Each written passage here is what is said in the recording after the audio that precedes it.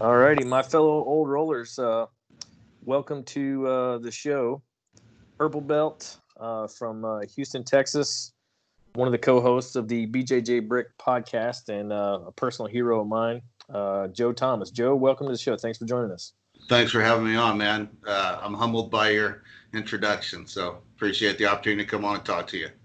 Well, what's exciting to me, there's a lot exciting. First off, just as a fan of the BJJBrick show, I'm a fan of yours. You guys have exposed me to a lot of first off, a lot of people that I, might not have been introduced to, and given me a lot of perspective. But secondly, you guys have been a big part of my journey in that, much like you, and we're going to explore that in the show some. My job requires that I be away a lot, so I don't get to be on the mat the 5 days a week that I would like, or 6 or 7, or whatever life would allow. And so, one of the things that I've had to do was to supplement my on-the-mat training with off-the-mat training. And I just didn't have a choice in that. That's not actually what I would prefer, but that's what I got. And if jiu-jitsu teaches us anything, it's that we work with the hand that we're dealt, not the hand that we want. And so the hand that I was dealt is that my job, takes me away. And it was so cool to hear when I found out that you were a ship captain for a long time and have been doing that for years, that, you're in a similar situation.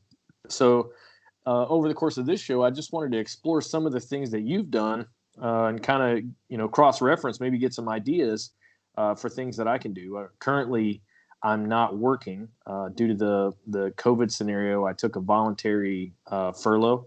And so that allows some of the newer guys to continue to fly. And with this furlough, I get paid like half of my rate, and that's enough that I can live on it. And so the family is, safe, and, we're doing okay. And so I thought, maybe I can pay something forward a little bit.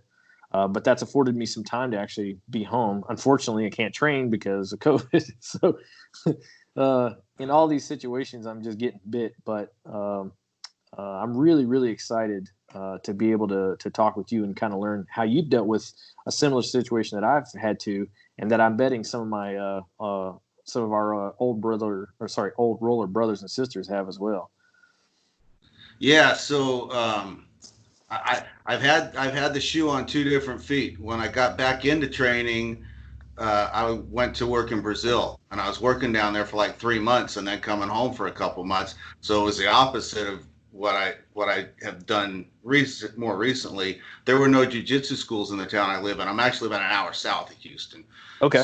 So there was no jiu-jitsu schools here. So I would go to work, and I would get off the boat a couple times a week, and I would go train. And then when I come home, there would be nothing for a month and a half. And I would just try and stay busy, try and stay healthy. Even 10 years ago, videos were a little bit harder to come by than today, but I utilized a lot of that and just tried to stay healthy. And then when I quit working in Brazil, I went to work where I was 14 days on the ship and 14 days at home, working in the oil field in the Gulf of Mexico. And man, I watched a ton of videos then. And I tried to work out every day. We do 12-hour watches. So you're on watch for 12 hours, you're off for 12. And when I get off work, I try and watch a video. And then I would do solo drills, but kind of with the things I watched in the video in mind. Like when I do sit-ups, I never just do sit-ups. I like sit up into a Kimura, and do that kind of stuff. Do a lot of bridges and shrimps, and just really think about how those moves work within jiu-jitsu. And I found that by working out in that manner, it kept me engaged. It kept the right muscles moving that I would need when I get home. And then when I get home, I try and get in at least 8 classes, because I figured that's what a lot of people do in a month, right? A lot of people do 2 classes a week, so that's 8 in a month. That's kind of the minimum that most people suggest. So when I was home for 2 weeks, that would be my goal, is to get in 8 classes at least, and then go back to work and repeat. And I did that for about 5 years. Well, and something that has been an observation or an experience on my part is that being gone, it then makes so, I guess the word would be acute, all the time that you spend at home. So every minute that I'm at home is an important one, because I just don't have, like, if I had a 9 to 5 scenario, that I'm home every night, then I can kind of fluff off, certain things, and maybe get some time to myself. That in a situation like mine and yours, I don't know that is as viable. Partially because it would be very damaging to my relationship and my marriage.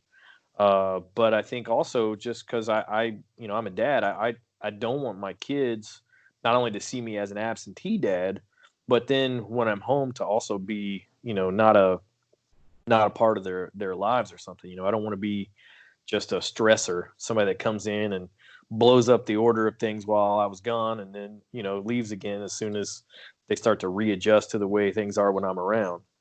Um, and so what I've found is like, um, even for me, a typical jujitsu class schedule, I would not be able to take it. So like a 6 p.m. class, that's kind of that's very much my family time if my kids are in school. So I try to, the class that I take is at noon, and that's because my kids are at school while I take it, and I go from 11 to about 1:30. And but my son now and my eldest daughter are both in jujitsu class, and so I've been able to take some evening classes with them, and so that kind of combines, some of the the family time with a little bit of training time. So it's been cool to be able to get the occasional 2 a day in, where I can put those two together. Absolutely. Yeah, our situation is unique, but I think everybody needs to realize that, man, to do jujitsu for a long time, if you're a family man or woman, you got to have your family on your team. Mm-hmm. So you can't be so dedicated to jujitsu that the rest of your life goes to heck or hell, because you won't be doing jujitsu very long. So I've always had some personal rules, like I never train the day I get home, even if I get home early in the day, and I never train the day before I leave. Never train on a family member's, like, kid or wife's birthday or any of those holidays. And yeah, sometimes it means you're not going to get as much jujitsu in that month, maybe, but down Yeah. the road, it'll pay you back. Yeah. I like that thought too. Um, the the airline biz, there have been some situations where I maybe could have taken a promotion, or I could have maybe picked up another job. There's been a couple of pretty high paying cargo opportunities. Yeah. But I didn't want to take those because they would keep me away so much more.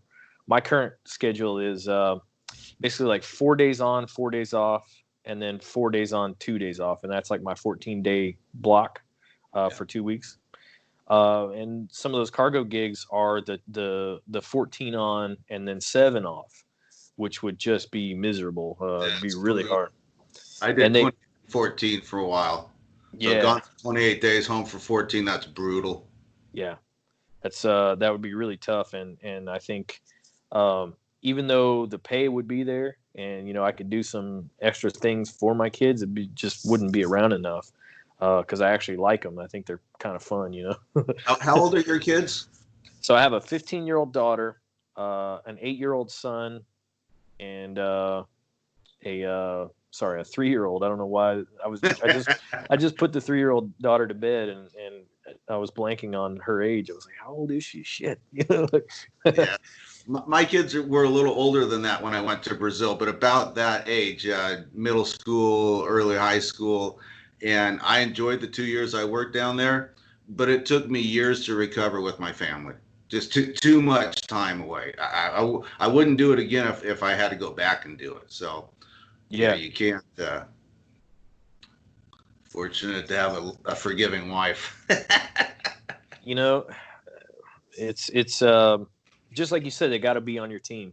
Yep. And in this current economic situation, I may be forced to take one of those jobs because that's all that's available.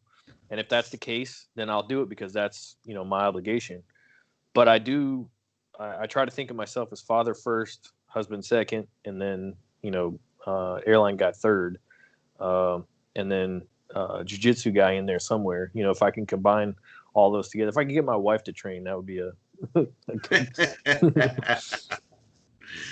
Yeah. But it's you know, work-life balance is something that it's really hard because just like anybody, I'm a competitive person and I don't like losing. I don't like people developing their skill faster than mine or their strength or their whatever, you know. And so it's been challenging for me to find the balance. But the day classes have helped. I can say that made a big difference. My wife is not nearly as grouchy at me, but also, you know, like I get to spend that time with my kids, and like I said, they're pretty fun. I like them. You know, they're interesting little toads. Yeah. On our podcast, we've talked several times about people early on in jiu-jitsu and some of the things they deal with. One of them is finding the right school. A lot of times, people listening to these podcasts maybe aren't into jiu-jitsu yet, or they're just getting into it. And whenever anybody asks, what should I look for in a school? Yeah, great technique. You should look for a great instructor. If you're a competitor, look for a school that's got a good competition team. But man, if you're a family man, look at the schedule, because nothing beats being able to take a class while your wife's at work or otherwise preoccupied or the kids are in school. That's like a freebie to me. So super, I really value morning and noon classes. Yeah, and I didn't. I sort of found that class by accident. Um, the coming from an airline background, the training for flight students is very expensive, and so it's very regimented. They want to know very early on if you're going to be able to succeed, because it's so expensive that if you don't, they gotta, you got to know that and you got to get out. And so the curriculum is very rigid and very structured and very organized. And I really thrived in that environment. And so I actually picked the class that I picked because the instructor had a curriculum, and he was like, this is, if you want to get from white to blue belt, you got to be able to do these 36 things on a resisting opponent. And when you can, you're a blue belt. And if you can't, you're not. And he goes, all of our class is dedicated to these 36 techniques and the movements that support them. And so if you can work that out, then you're a blue belt, and that seemed as close as anything I had seen to what I learned the best in, like what my ideal sort of learning environment was. And it just happened that class happened at noon, and it was such a blessing because I started in the fall, while my kids had just started school, because we had gone on a summer vacation, and I got introduced to jiu-jitsu on that vacation. So I came back and I joined a school, and I was taking that noon class while my kids were in school, and then I didn't realize just how hard it was to do class during the summer, because my kids were off. Like I spent 9 months, working and training, and never even once thought about what the scheduling repercussions would be. So it was just purely by accident how well that worked out. Yeah. So just out of curiosity, was it kind of 36 techniques spread out over 8 or 10 different positions, or was it focused like on closed guard and tide control, or how broad was this curriculum from white to blue belt? So the curriculum is very similar. I actually think it may be the same as the original 36 techniques that Elio Gracie had in the white and blue belt curriculum for like the Gracie school. Okay. There are some evolutions of certain things. To give an example, the close guard that we are taught by our instructor is not sort of straight down the line. A lot of the traditional close guard is kind of in line with your opponent, and we do more of an offset guard where we're trying to get to an angle either with an overhook or an underhook, similar to like what you might think of like the Williams guard in certain ways. And so your spines are still sort of aligned, but you're off onto a hip, kind of you're coming out the side. Yeah. And so the reason for that has to do with sort of further exaggerating the self-defense elements of the close guard, in that you still have the ability to clinch and quote unquote punch block, but you're also by changing angles making it more difficult for the person that you know is potentially on top of you to really apply a lot of power to their punches. So they can still hit you, but you've taken some of the sting out and potentially the knockout force out of that. So just some little changes here and there, based on MMA experience of my coach and 20 years of MMA as a lab, a self-defense lab, if you will, and analyzing what's gone on, in that setting. So pretty well thought out, I think, and I'm very proud to be a Michael Seals blue belt. Felt like that was a pretty darn tough accomplishment, so I was proud to get it when it happened. So I got my purple belt right before we closed, for COVID stuff. And so now I'm like the world's worst purple belt. I just like I didn't get to train any, so now it's like I'm just getting worse. I am practicing solo and practicing with my kids and stuff, but that can only take you so far. I think I'm just doing what I can. Yeah. You just try and maintain during times like this, I guess, and work on your cardio, work on your flexibility. Take advantage of the time to work on some of those things. Yeah, and I will say that the experience that I gained learning how to train on my own, from working in travel, has been beneficial. Like it set me up. I didn't have as big of a cliff to fall off when this happened as maybe some of my training partners and some of my fellow old rollers might have, just because I was sort of used to that. I had in my my overnight bag, I had one of those portable DVD players, and I took I would take one of the Ryan Hall DVDs with me pretty much on every trip. Yep. That way, if there was no internet, I still had a way that I could study. And then, I have a Grapple Arts app with quite a few things in it, and a BJJ Fanatics, account. Yeah. And, so what I try to do is whatever, so I'll talk with my instructor and, let's say for the month we're working close guard, like we may be working on the offset close guard, either with the overhook or the underhook or whichever side. I try to study things that relate to or revolve around that. So, I don't know if you're familiar with the overhook get up from Shudo. They would kind of start in that koala guard, and then take get their whizzer, then take that whizzer across the belly to the opposite hip and use that to make space to extract their leg and stand up. Yeah. So, I might study that and practice that, because I'm not a great anything, but I'm even worse as a guard player. It seems like my body is more built to wrestle than it is to. I would love to have one of those gorgeous, flowery, elegant guards, but I don't know that I'm built for that. I got these puny little getaway sticks that ain't got no getaway in them. It's like, yeah. Give me full guard, give me a half guard, and I play around with a little bit other than that, but not too much. I'm like you, I'm more of a top player. Yeah.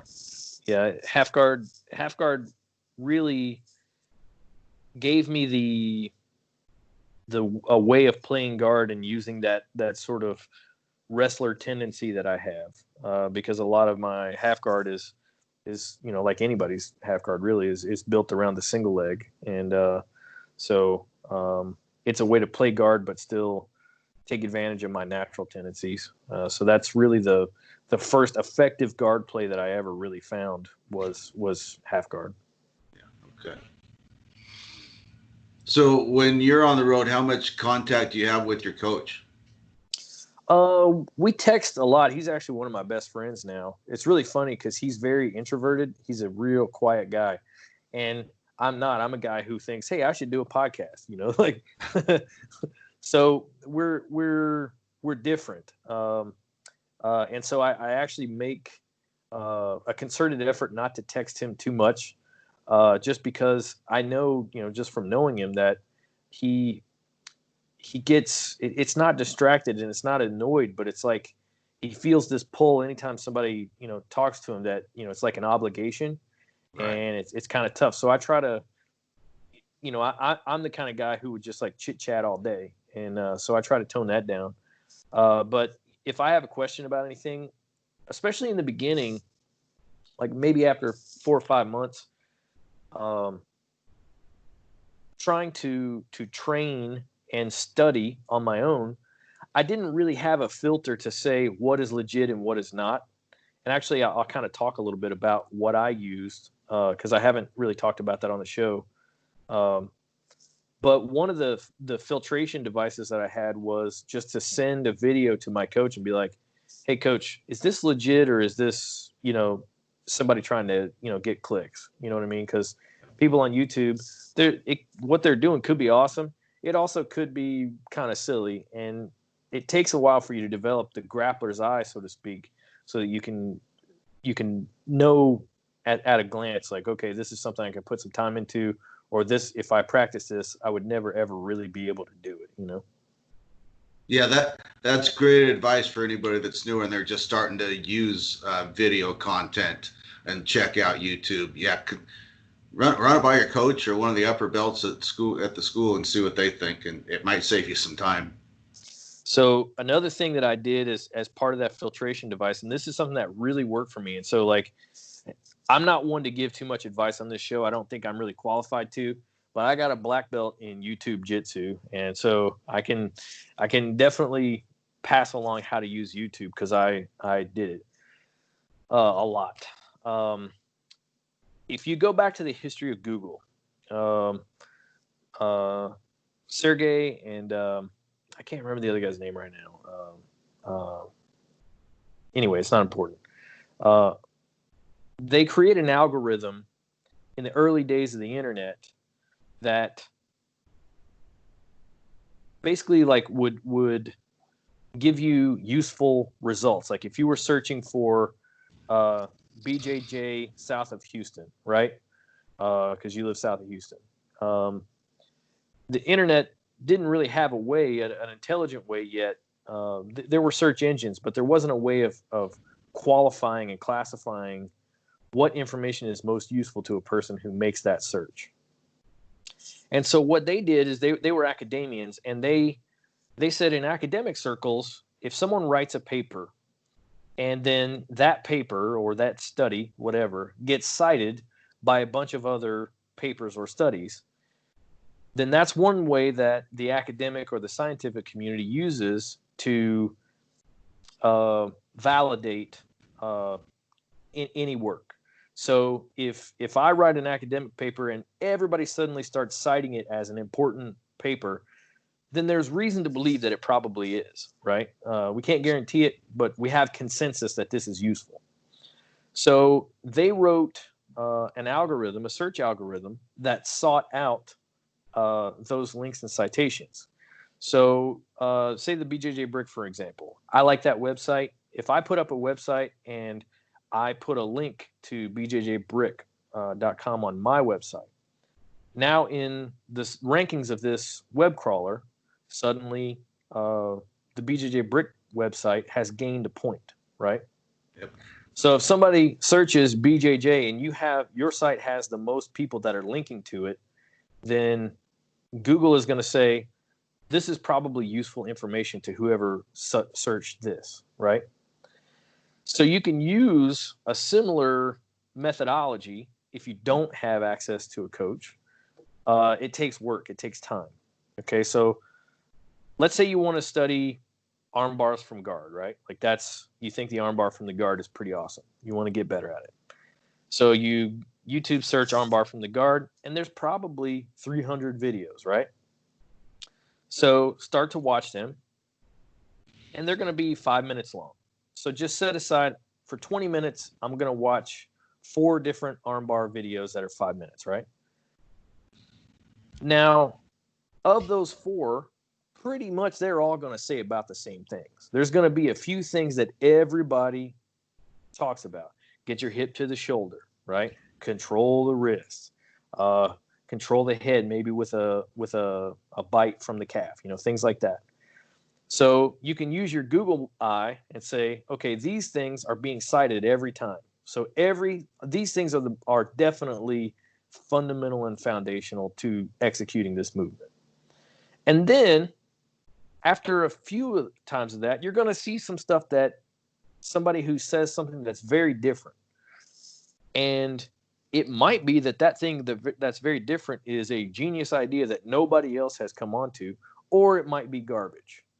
And because it's outside of the what we'll call like the citation algorithm, and you are new, maybe it's going to be hard for you to assess. So that's the one that you send to your instructor and be like, hey, coach, I've been watching armbar videos and nobody says what this guy says. Does this make sense? Is this legit? So that's how you can filter out the sort of outliers. It might be, because I have learned from people who taught things that were completely outside of the norm, the 80% that, that everybody covers.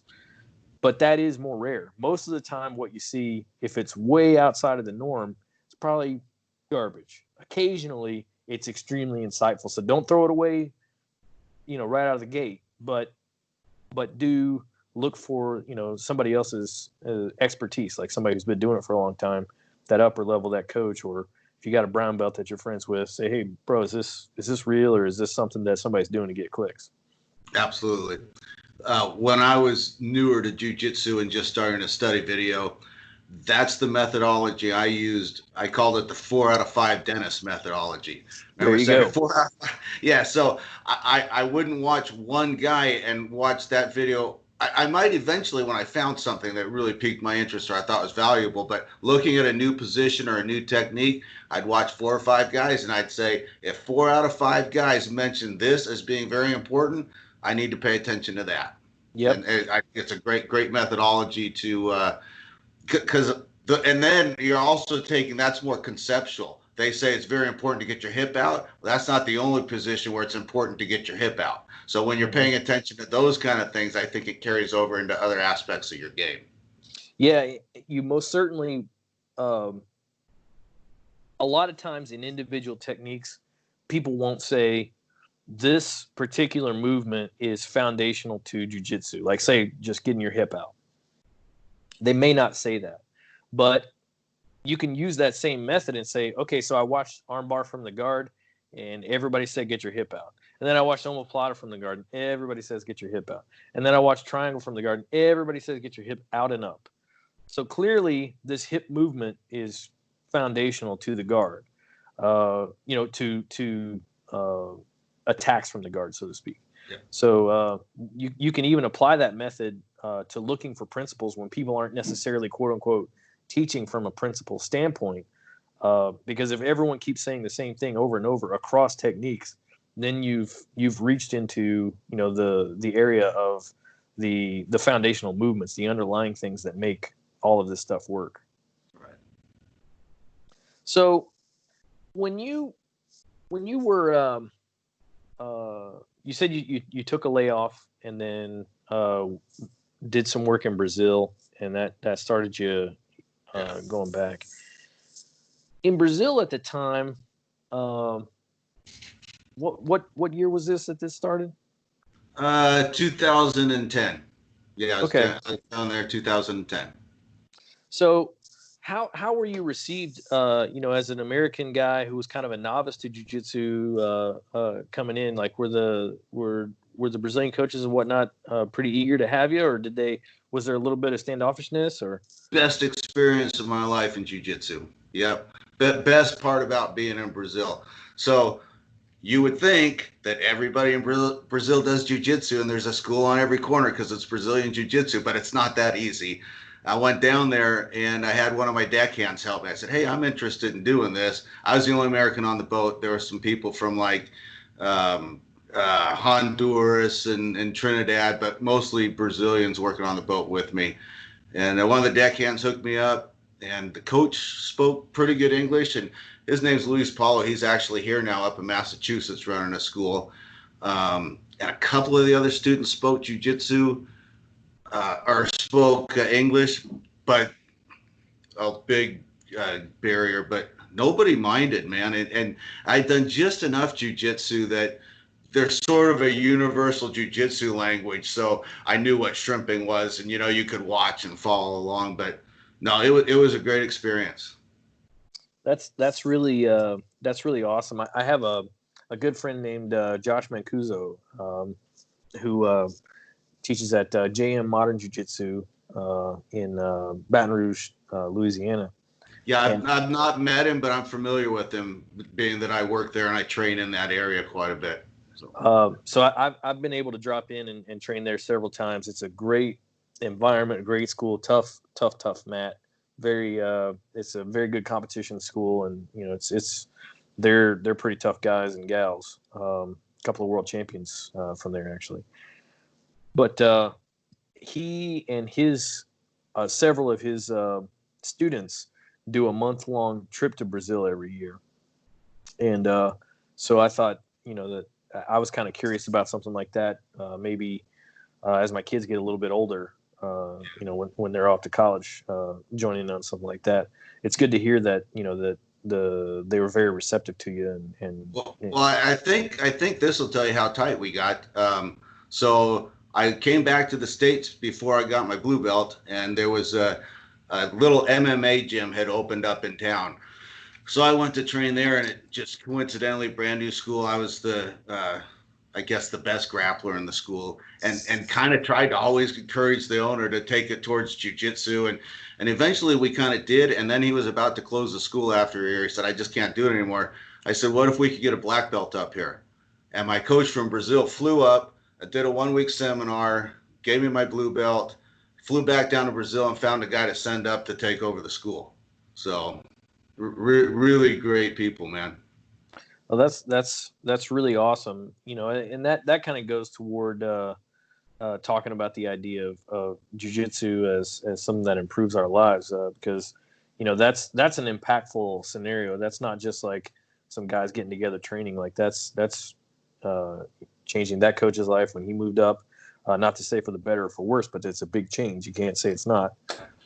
So that's really, really cool for me to hear, because I can say jiu-jitsu has definitely changed my life. I don't know if you've had a chance to check out the Tom Corey interview that I did a little while back. I haven't. Tell me a little bit about it. So Tom started jiu-jitsu at 65. Okay. And is just a vicious brown belt at 72. And the joke of this show was that I wanted to roll dangerously into my 65th birthday.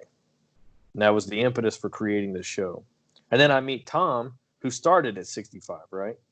So I've had to completely change my personal standards for what it means to be a successful old roller, And Tom's resting heart rate is 37 beats a minute at 72 years old. I'm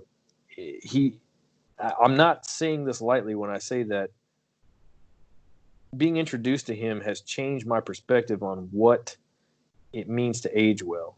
And so my standards have been upped after you meet him. And if anybody hasn't seen that episode or listened to that episode, I highly recommend it, because if you leave that episode with the same standards for yourself that you entered it, I feel like you're failing yourself. Me personally, I took that as a call to action when I spent that hour with him. I put down the phone and I was like, we got to tighten our shit up here. Like this is a serious moment that I just had. Yeah. On our show we joke around all the time about Gary and I and the wages we get paid to work for the BJJBrick, which anyway, but the amount of high-level guys and smart guys and inspiring guys that I've been exposed to by being on the Brick, it's just amazing. Yeah, no, 100%. That show has done a lot to change my perspective on things too. One episode that I always point people toward. Actually, it's not one episode; it's several episodes. But anytime you guys have Matt Thornton on, just anytime he talks, I just leave listening to that and thinking, like this this is the way I'm supposed to be thinking about this. Like what I was thinking before was incorrect, and what he just said fixed it. Man, I find him to be inspirational and informative on every aspect of jiu-jitsu, not just how to do jiu-jitsu, but how to live the right lifestyle, how to run a class, how to run a school. I mean, there's not a part of jiu-jitsu that I wouldn't look to that guy for advice on. I feel the same way, and I was very fortunate he was willing to do the show in one of the very first episodes, and really in a lot of ways set the tone for what this show was going to be. And did it, like I asked questions, but he definitely, just took charge and elucidated a lot of the concepts that I needed to be exploring. So a lot of the questions that I have asked since that interview have come in a way from inspiration that I got in that interview. Yeah, the people in the jiu-jitsu community are so willing to take time to be on podcasts that, I mean, let's face it, I don't think the BJJBrick's going to make anybody's career. You're not going to come on there and see this big enrollment increase at your school. They just take the time to come on and share their knowledge. And if some kid started a basketball podcast and started calling some of the notable college coaches for interviews, man, he'd get hit a brick door and a brick door and a brick door. But you can call top level guys in jiu-jitsu, and it just amazes you how many guys would take an hour of their time. Yeah, and I actually I'm going to plug your show because I was listening to the episode you guys put out yesterday, I think. And I forget the name of the guy that you were interviewing. Alvin Tillman. Yeah. And he was saying, what other sport can someone beat you? And then you'll say, well, what did you just do there? And they'll show you. Like in no other sport does that happen. And in jiu-jitsu, that happens every single day. Like it's a complete different mindset from almost every other competitive sport. And this happens not just like, among training partners on the mat. Gary was talking about when I had him on, there was a guy who caught him in competition with the same thing a few times. And after the competition, he was like, hey, what was that thing? And he just shows him right there on the mat after the competition. It's like, next time we see each other, it's going to be harder to do this to you, but I'll show it to you now, And yeah, like a basketball player's ever going to tell one of his competitors, hey, here's how to shut down my layup, or, you're never going to see that. Yeah, it's very different. I honestly can't think of a single competitive endeavor that same scenario happens with. So, I kind of wanted to talk a little bit about your origins with the brick, because when I was talking to Byron, he said that it started with him and Gary, and then they kind of had some they would ask their listeners for some things, and you just started like sending them like the occasional article or something. It's like everything that you sent was interesting. And they're like, maybe we should interview this guy. And so then you became a member of the show just by liking the show, almost like as a fan. Yeah, it's kind of crazy because you talked about it being a big influence in your jiu-jitsu. It was in mine as well. I started listening to it when I came off of the boats, and I was on land in Louisiana when I was at work. And I would listen to it when I was driving to and from the port to visit the boat. So I listened to like 2 or 3 episodes a week. I think I listened to all of them up until I got on the show. And now I don't listen so much. But yeah.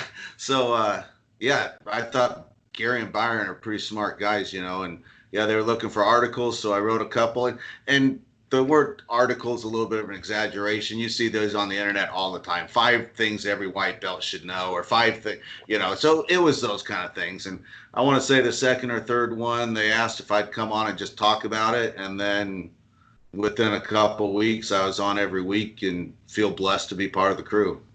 Yeah, well, I definitely can feel you on that. I'm a big fan, and I think they made a good choice. Your insights, as an older guy, but also who travels, the things that you've had to say often are the ones that I find myself relating to, and learning a lot from. And then the fact that Gary started at 35, same as I did, I get a lot from that, because I feel like I joked with him. It's like looking into the ghost of Christmas future. Yeah. So, Yeah. the perspective that you guys have offered me, I know that it's made a big difference, and that's something that I don't know how to describe that, but you could go to class every day, or at least I could go to class every day and just kind of phone it in, like just show up and you'll get better, you'll learn. But doing things like listening to podcasts and listening to experts talk about what made them experts and things like that really helped me to dial in what my studying methodology and what my training methodologies would be. And so this show is in a lot of ways an attempt to further that and to really accelerate that. And I feel like right now with the COVID situation, the brakes are kind of being put on, right? And I want myself and any of my listeners to be able to leave this situation with a new gear. And so like right now, yes, we're all stuck and everything is slow. I get that. But if we get lucky, hopefully the perspectives that we can explore and stuff can really take us to give us the opportunity to make up that time in a way and put the pedal down on the next phase of our journey. Yeah. So, something that I've done, the first one I did was 7 years ago. I made a Word document. I titled it My Jiu Jitsu Philosophy, which probably isn't the right title for it, but I spent a month or so thinking on it, and I had a section where I talked about my desired training strategy, what I thought would be best for me, what I thought was working for me, and just really kind of spell that out. I kind of went positionally through what I thought I was good at, what I thought I needed to work on. I made a bunch of notes about what I understood at that point conceptually, the positions I liked, and you were talking about hip movement and spinal alignment and all that. And I've actually gone back and revised that twice since. And it's always an opportunity for me just to think about where am I at right now? What's working for me? What do I need to change? Right now, while the schools are locked out, if somebody's bored, that might be something worth doing. Well, I did something sort of similar to that. But once again, I just had that first, I would say almost 2 years. I just had such a hard time really learning much. And I knew that I was in that sort of like, don't know what you don't know phase. And so I knew that I needed to get a light shined on what I was missing. And so I've been doing this since I started. About every 3 months, I will get a private lesson with my instructor just to look at what I'm doing well, what I'm not doing well, and what I need to work on. So I will come into that lesson with, a page or two of things that I've written that I think. Yeah. And then I'll have him look at it and say, well, I agree with this. I don't agree with that. I think this is probably going to be a red herring for you. If you go down this path, there's going to be some stuff that you'll learn, but your time will be better spent going down this other path that I see for you. So what that is it's less about technique and it's more about helping me to be able to continuously self-assess more efficiently.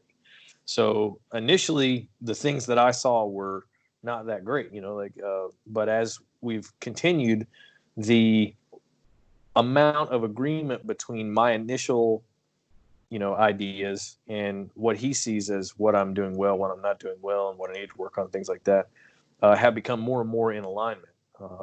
So, in that hour, we're not necessarily exchanging technique. It's not like a private lesson on some new, armbar attack that he wants me to learn. It's a private lesson on what do you need to practice? What do you need to actually improve on to get the most out of this particular phase of your training?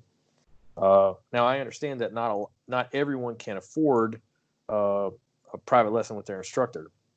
So if you can't do that, I know that there's going to be a purple belt or a brown belt or somebody that you can talk to and say, hey, look, before class next week, can I meet with you and just kind of have you roll with me and let's look at my game and see what I'm doing and see what I'm not doing. And there's going to be somebody that's going to be willing to do that. Everybody's got a friend that's willing to give you an honest appraisal. I just happen, to have access to that, so I chose that method. But that's not the only way that you could do it. Right.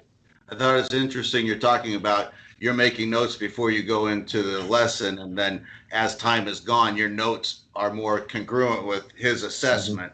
And that was the most interesting thing I thought about that first Word document that I created was when I wrote down all the positions I was playing and all the moves that I thought I had nailed down. And then I took that and compared it and took a few weeks training.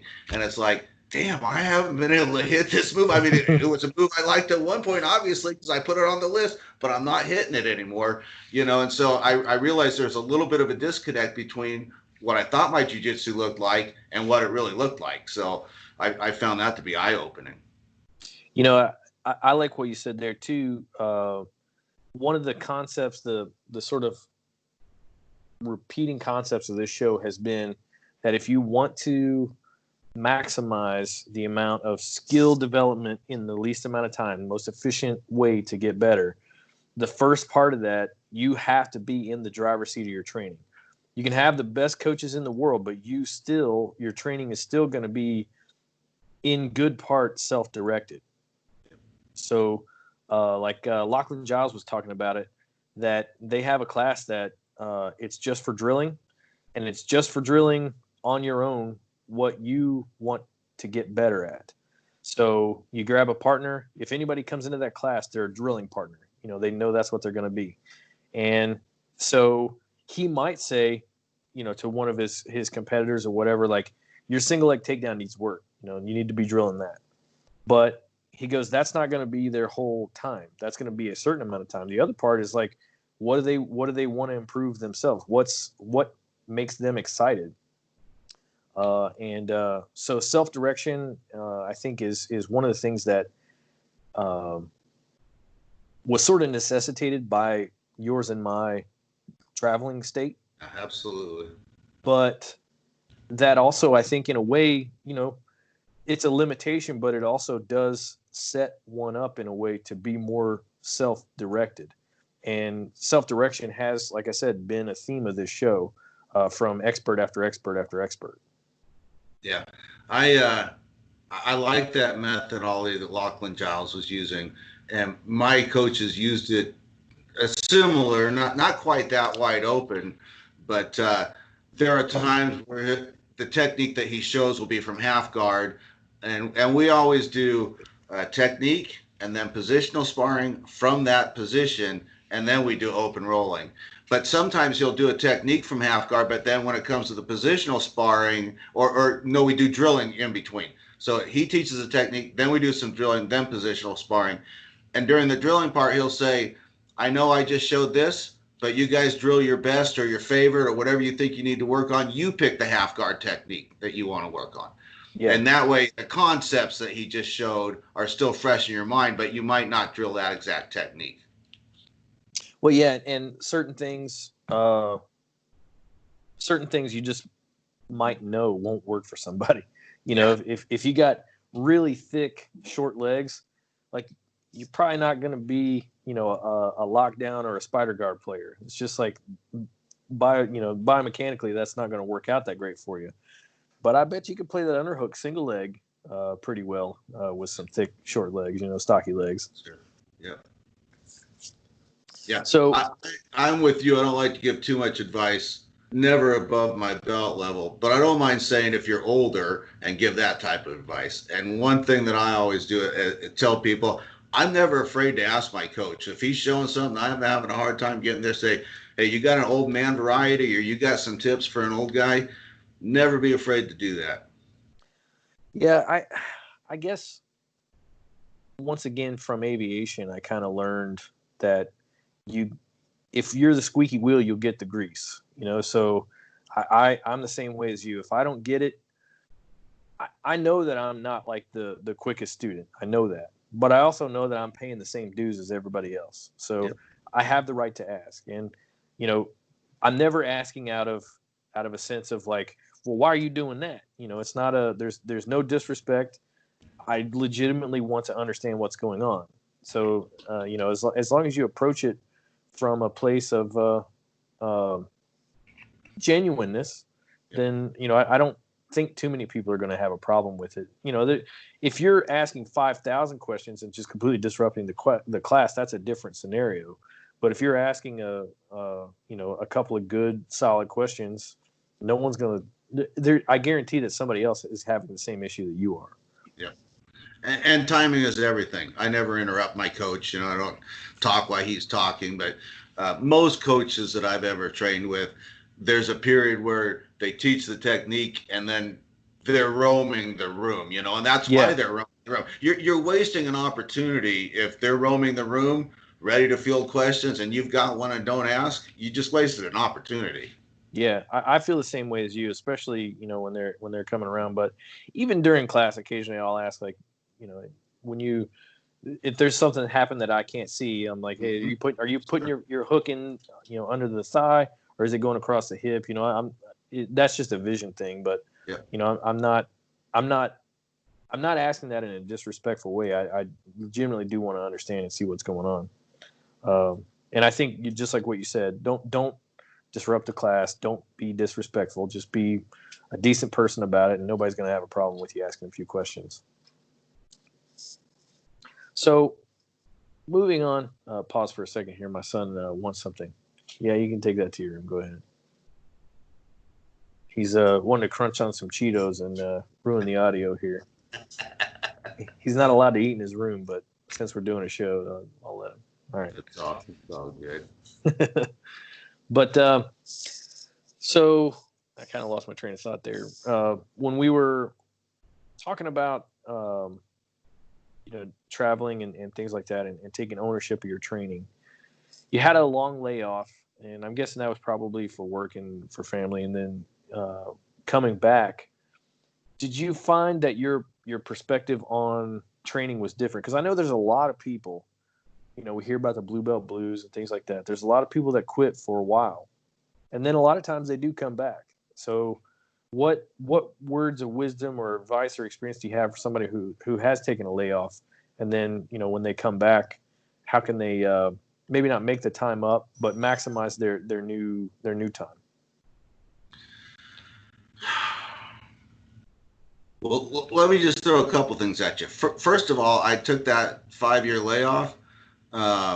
I probably didn't really have to. I mean, I guess I always look back, because then when I started training in Brazil again, and I still remembered a lot of the technique, it felt good. And I was like, if I would have just trained a handful of times, if I would have just gone to a seminar now and then, if I would have just, so that's kind of the first thing I would say is I regret not having done that. And then I guess I just say, don't kick yourself for not doing it. I haven't spent any time worrying about it. I regret not doing it, but I haven't lost any sleep over it. And that's probably my biggest advice is you lost the time, but just start where you are and go forward, and look to guys like that 70-plus-year-old brown belt to give yourself that realization that you lost a little time, but it's not like jiu-jitsu life is over at 55. Exactly. 60, 65, you can still be training. So there's no reason to really fret too much about the time you lost. And I have talked with Tom's coach, who's a black belt, and he said, like, look, man, don't look over Tom. Like, he's 72, but if you sleep on him, he's gonna strangle your ass. Like, he's at 72, he is a tough brown belt. And I like what you said there. It reminds me of a meme or a cliche, some proverb that said, like, the best time to plant a tree is 20 years ago. The second best time is today. So if you have taken a layoff, or maybe you want to start jiu-jitsu, first off, listen to the BJJBrick podcast, because that podcast is a lot about how to survive that first year, and it helped me. So I'm saying, it helped me. I can recommend it. And the second is forgive yourself for that and get moving. Just take advantage of your experience and your passion in life and put it to work for you. Because jiu-jitsu is a great way to express that. Yeah, absolutely. Yep. Well, Joe, do you have any closing thoughts about uh, maybe how things have changed for you as you've aged, or how things that you've had to adjust either within your game or within your method? And this could be anything from strength and conditioning to nutrition to family and work balance. There's this is Joe time. Like what are the thoughts of the biggest things that have impacted you as you've grown as a jiu-jitsu person and as a man? Well, I would say that the sport of jiu-jitsu and the physical activity, the exercise we get, the competition, all of those things keep us on the map. But I think for most of us, more than that, it's the environment, the camaraderie, the community. That's what keeps us on the mat. And I think as you get older, your role changes a little bit within the community. And I think kind of navigating that, I know this isn't like technique or athletic based advice or insight, but I think navigating that will help you stay on the mats longer, so that's what I've done. I've sort of become the old dude in the gym, a story that I like to tell. 3 or 4 years ago, I was in Louisiana, and there's a kid there that started jiu-jitsu as an early teenager. And so he was one of those guys that was ready for his blue belt the day he was age eligible, and his purple belt, the same thing. And he graduated high school, and we'd been training together, half the month for a couple years at that point. And he graduated high school, and he was going to move 50 miles or so away. And he said, "Hey, Joe, you got any advice for a young man that's moving out for the first time, and, kind of things I should look for? Any advice?" And I said, "You know what? Learn how to cook a few things. You're young. You don't want to waste all that money. You want to have good nutrition." And just the fact that he would come ask me that advice, that was kind of an eye opener. That was like, yeah, I guess my role's changing a little bit. I look around the room sometimes, and every other athlete on the floor, I'm old enough to be their father. So, so it's a little bit different. And I would say that's one of the keys. And then I would also say, have realistic expectations. And I don't mean expectations as to how good you can get or how good you can be, because you put in the time, you study hard, you can get as good as anybody. But you probably aren't going to be able to train 5 days a week. You're probably not going to be able to do 2 a days. You're probably not going to be able to compete as often if you want to compete at a high level. And I think that that's the aspect that gets guys those nagging injuries, because they want to keep trying to train 4 or 5 days a week. And so, yeah, manage your expectations and embrace your role as the old dude. What you were saying there about, your expectations, I think we had Carl Provick, the Silver Fox, on talking about his fluid BJJ system. And he was saying, as I age, I can't get out and roll 5 days a week. He goes, but I still intend to train 7 days a week. And so he does pool drilling the days when his body is a wreck. When he needs recovery, that's a pool day. And I personally have put that into my regimen. Right now, the pools are closed because of the pandemic, but that's going to change. And I can tell you, it made a huge difference in the health of my shoulders.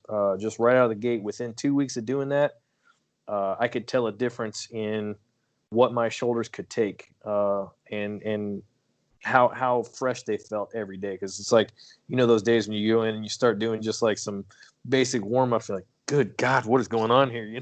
That was happening way, way less. And so anybody who has the time and wants to get that training in, but maybe their body's not letting them, look into the Silver Fox and some of his methods of recovery training, because it's still skill training, but it's also good for your recovery and not only is it not demanding of the joints, but it's recuperative to the joints.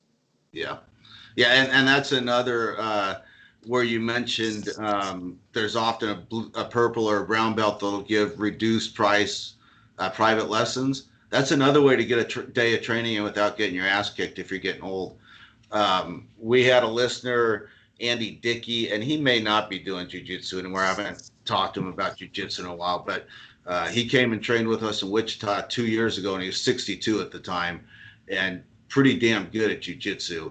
And a lot of it was just private lessons. He had the means to take private lessons, and he would be on the mats maybe once a week for open class, but he would take as many as 5 or 6 private lessons in a month, and it's a good way to get that work in without having a big spazzy white belt kicking your ass. So yeah, and that's another thing. Don't feel bad about saying you can't roll with somebody. yeah, Once again, I'm a purple belt, so you can take my advice or leave it. But I am very cognizant of where my body's at. And I refuse to let a 5-minute roll cost me a training day tomorrow. And I refuse to let a training day today cost me a training day next week. Meaning that if I'm a wreck, let's say I'm in good shape, but I know that, this kid over here is just like going to be clocking me and, throwing elbows and stuff. I'm not going to roll with you. And if I'm having a day where it's like, if I can roll today, but if I do, I won't be able to roll tomorrow, then I'm going to drill today during the open mat, during the open session. If anybody wants to drill with me, I'll do that. And if people are, in a situation where they want to get their rolls in and they don't want to, drill with, the old bald guy, that's okay too. I don't take that personally. I just know that if I roll today, I won't be able to tomorrow. Then I've got to make the choice to, listen to my body today so that I get that training in tomorrow. yeah. And a lot of newer students might not know because maybe they haven't seen it yet. And every school's different, but most coaches that I've known don't have a problem with you drilling during the open roll portion of the class if that's what's right for you that day. Now, if you're telling the coach every day that you want to be a monster and you're going to be the best competitor ever, he may put a little pressure on you. He may not want to see you taking it easy, but any coach, look at me. I've never had a problem with that. And so I agree with you. That's always a good option. Yeah, I can say, like, with my coach, there would be times where I was injured. I actually had an ankle injury off the mat, and I talked to him about it. And I was kind of skittish. I was like, I want to come, but there's just no way I can roll. And he goes, man, you don't ever have to roll, never. Yep. He goes, some people might take it as disrespectful if you come to class and listen and then don't roll or whatever. He's like, I kind of consider it the other way. Like, if you just come in to roll and ignore what I'm teaching, that's basically saying that what I'm teaching isn't valuable, but you'll roll with my guys. Like, that's kind of, I don't like that. But he was like, if your body is not going to allow that, but you still want to learn, you're welcome on this mat. Just come in, be a part of the class. And then, and he actually said, like, it's going to be good for you to just watch class. He's like, you'll still improve when you come back. You'll actually be better. Your cardio won't be there, but you'll be better. Yeah.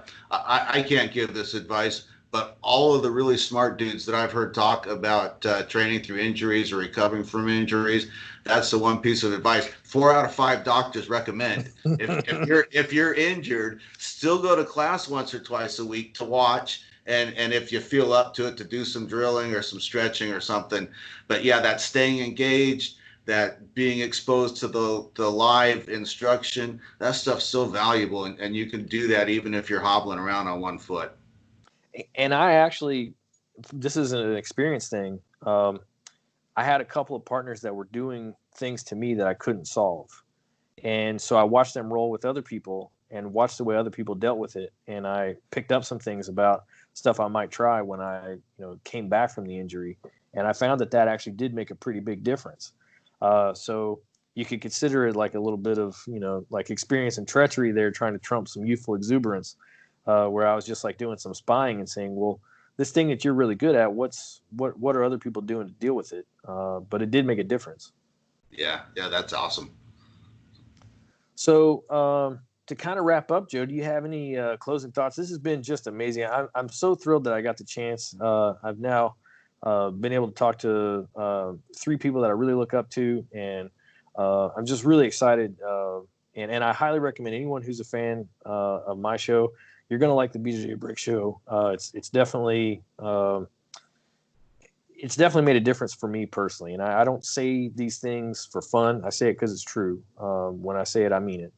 And so I'm a big fan. Thank you for your show. Like, I'm just saying that, like, in your insights. But But do you have any closing thoughts for the old rollers out there? Man, we always close our show with train hard, train smart, and get better. And I guess that's what I'd leave it with is the training hard is really important and the getting better is really important. But as you get older, the smarter part is what brings those two things together. And like I said, you got to have reasonable expectations about how many days you can train and how much effort you can put out when you're training. And I guess a caveat I would add in there, though, is don't let your age become an excuse. I've got a really good friend that's a few years older than me, tough as nails. And I sometimes say, boy, I hate it when Ruben's in class because then I can't use the I'm too old for this crap line because if he's doing it, I got to do it. So, yeah, don't sell yourself short just because you're getting a little bit older. Yeah, if age ever becomes an excuse, go listen to the Tom Corey episode.